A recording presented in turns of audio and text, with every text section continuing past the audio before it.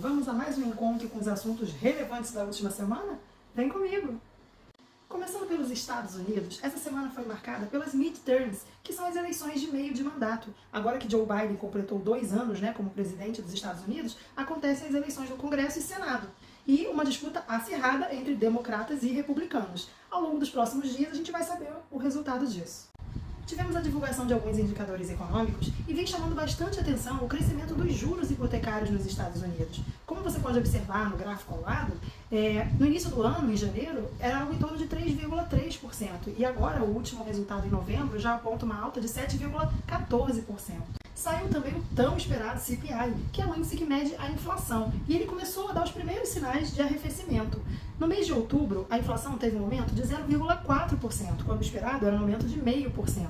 Já no acumulado de 12 meses, teve um aumento de 7,7% e o esperado era 8%.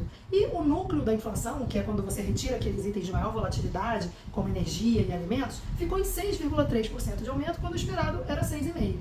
Esses resultados foram bastante animadores e aumentaram a expectativa de uma possível redução no ritmo de aumento das taxas de juros do Fed nas próximas reuniões. Outro indicador que é bem importante ficarmos atentos são os novos pedidos de seguro-desemprego, porque por lá o emprego anda muito aquecido, então é preciso que aconteça um desaquecimento para maior controle da inflação. Houve um aumento da semana passada, que foram 218 mil novos pedidos, para 225 mil novos pedidos de seguro-desemprego essa semana. Falando agora de Europa, essa foi uma semana mais fraca em termos de indicadores econômicos. No Reino Unido foi divulgado o PIB mensal, que ficou negativo em 0,6%. Já a produção industrial teve um crescimento de 0,2%, mas no acumulado de 12 meses apresenta uma queda de 3,1%. Também teve a divulgação do CPI da Alemanha, aquele índice que mede a inflação. No mês de outubro, acumulou 10,4% no total de 12 meses, ficando em linha com o que era esperado pelo mercado. Falando agora de China, a semana começou por lá com o governo negando um possível arrefecimento na política de zero Covid. Mas no final da semana começaram a divulgar algumas medidas que demonstram esse arrefecimento. O mercado se animou bastante com essa notícia, as bolsas por lá dispararam, principalmente os setores de construção e minério de ferro. A China vem apresentando alguns dados que apontam uma forte desaceleração na sua economia. Nas exportações, houve uma queda de 0,3%, quando o esperado era um aumento de 4,3%. Já nas importações, houve uma queda de 0,7%, quando o esperado era um aumento de 0,1%.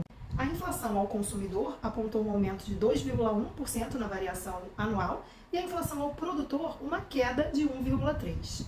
Falando agora de Brasil, essa semana houve muito ruído em torno da política fiscal, com os gastos que vão muito além do teto para poder cumprir as promessas feitas em campanha pelo presidente eleito Lula.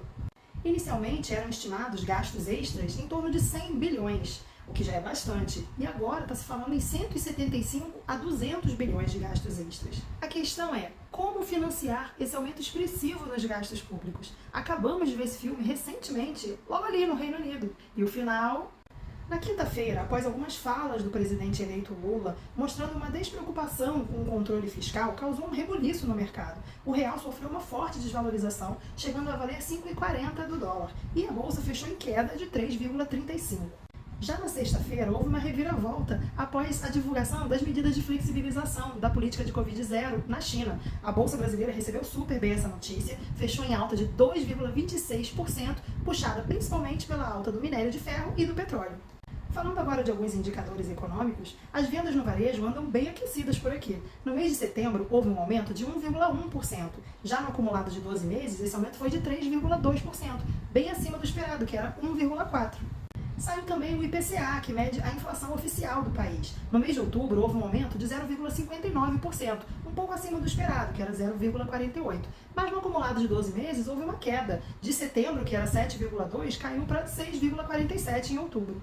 O setor de serviços apontou um crescimento de 0,9% em setembro e 9,7% no acumulado do ano. Com isso eu encerro o resumo da última semana e espero ter trazido bastante informação relevante para você. Te aguardo na semana que vem. Bye!